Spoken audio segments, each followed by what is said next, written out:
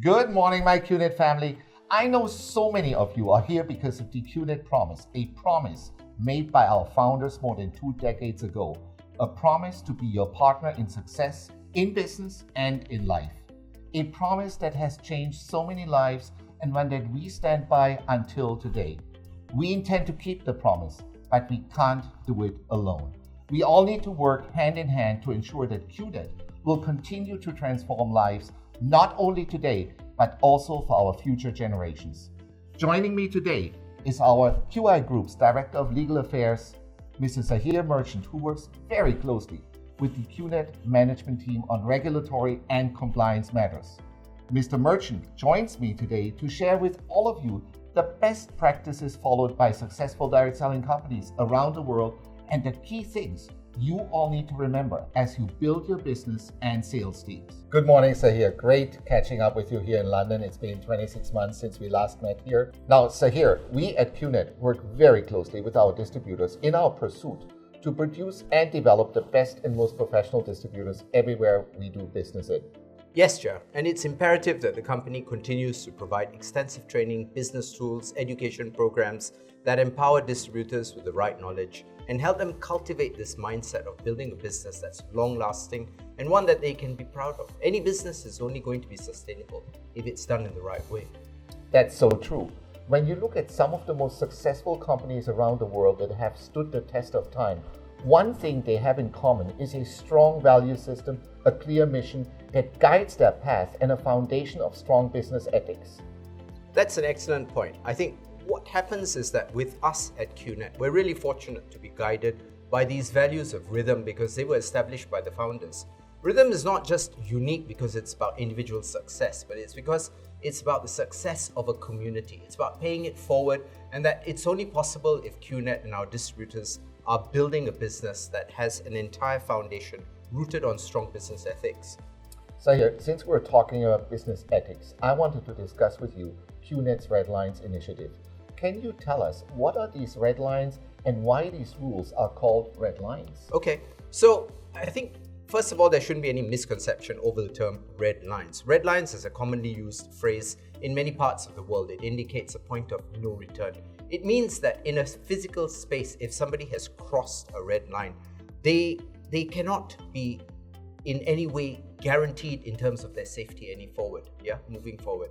When we apply that term to our business, it refers to a set of rules that ensure that all our distributors must follow and that they have to be building their business professionally and ethically. Like any other business, the QNet business also has rules. And these are policies and procedures of the company that all distributors must comply with. The QNet red lines are derived from these policies and procedures. These red lines are violations of our business rules, violations that we take extremely seriously, and they obviously are for the safety and longevity of our business. 100% agreed, Zahir. So to anyone listening, it can seem rather harsh when they first hear the words red lines. Was it meant to cause alarm? No, absolutely not. I think, JR, the QNet red lines were created to protect distributors as much as they are to protect the company. You see, when someone violates QNet's rules by crossing these red lines, the impact is not just on the individual, but the entire company. The harm that is to the company's reputation is tremendous, and this is in turn impacting the livelihoods of thousands of people who rely on QNet. We use the term red lines not to alarm people, but to help them understand how important it is to build a business in the right way. Because when you go out there and present the QNet business and products to someone, you are representing not just yourself, you're representing a global community of people who have put their faith in QNet to build a secure future for their children. And when you do something that has an impact on QNet's future and the future of millions who believe in the QNet promise, well, you better take these things seriously.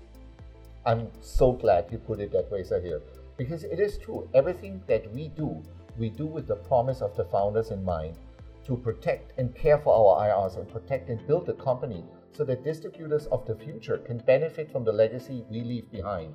I'm so glad that you brought up this point of legacy. Today, I think after more than 2 decades of QNet, we're seeing a second generation of IRs who are joining the business. This was the promise of our founders, giving you that opportunity to build a business that you can leave to your children. This is what we mean by sustainability, a business that lasts long after you're gone, one that thrives because it was built on the foundation of great values and ethics, something that you're proud to leave behind for your family.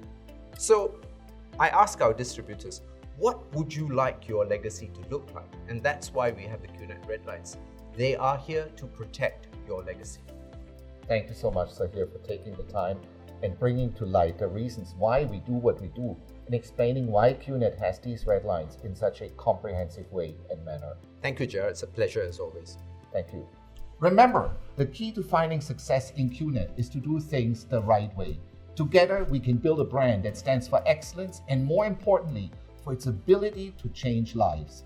Let us keep working together and become stronger than we've ever been. Together, let's transform communities and create the wave of change we all aim for.